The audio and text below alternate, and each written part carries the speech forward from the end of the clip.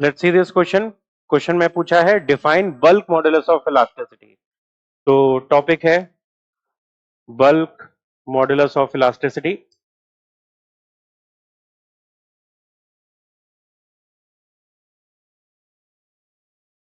Bulk modulus of elasticity. तो bulk modulus of elasticity क्या होता है? तो इलास्टिसिटी का क्या मीनिंग है? इलास्टिसिटी का मीनिंग है कि हम डिफॉर्मिंग फोर्स लगा के एक ऑब्जेक्ट को डिफॉर्म कर रहे हैं। डिफॉर्म करने का मतलब उसके या तो शेप और साइज में कोई चेंज कर रहे हैं, और वो लेंथ के चेंज के जरिए भी हो सकता है, या रेडियस के चेंज के जरिए, वॉल्यूम के चेंज के जरिए, या शेप के चेंज के जरिए हो सकता है। तो बल्क मॉडुलस तब यूज होता है जब हम वॉल्यूम चेंज की बात करते हैं। जब भी वॉल्यूम चेंज स्ट्रेन के फॉर्म में आ रहा है, तब उस केस में बल्क मॉडुलस का रोल प्ले होगा। कैसे काम करेगा? तो एक एग्जांपल इमेजिन करते हैं कि एक हमारे पास किसी एक सॉफ्ट ऑब्जेक्ट का स्फीयर है, जिसको हम बहुत पानी के अंदर गहराई तक लेके गए। तो हमारे पास लिक्विड है और इसमें काफी गहराई पर हम नीचे एक स्फीयर को लेके गए। तो इस लिक्विड की वजह से चारों तरफ नेट फोर्स लगेगा इस स्फीयर पर, जो इसे कंप्रेस करने की कोशिश करेगा।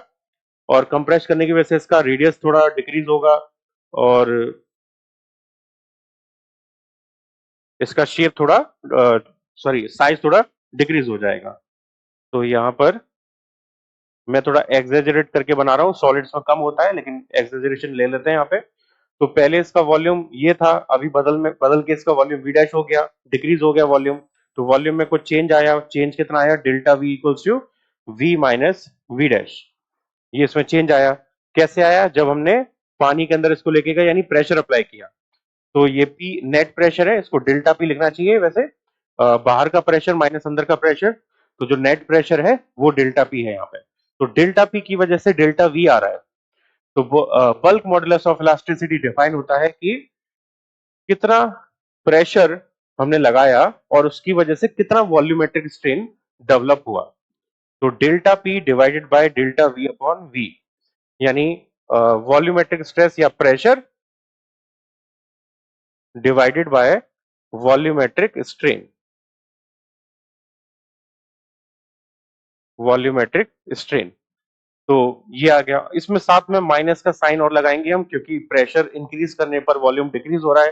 तो वो अपोजिट चेंज जो है उसको शो करने के लिए माइनस का चिन्ह और आता है यहाँ पे। तो ये बल्क मॉडुलस ऑफ इलास्टिसिटी है, volume change with respect to pressure applied या प्रेशर डिफरेंस। तो ये बी है। इसकी डायमेंशंस वगैरह हम निकालेंगे तो वो वही आएंगी जो प्रेशर की आती है।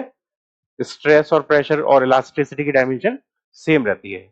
So this is bulk modulus of elasticity.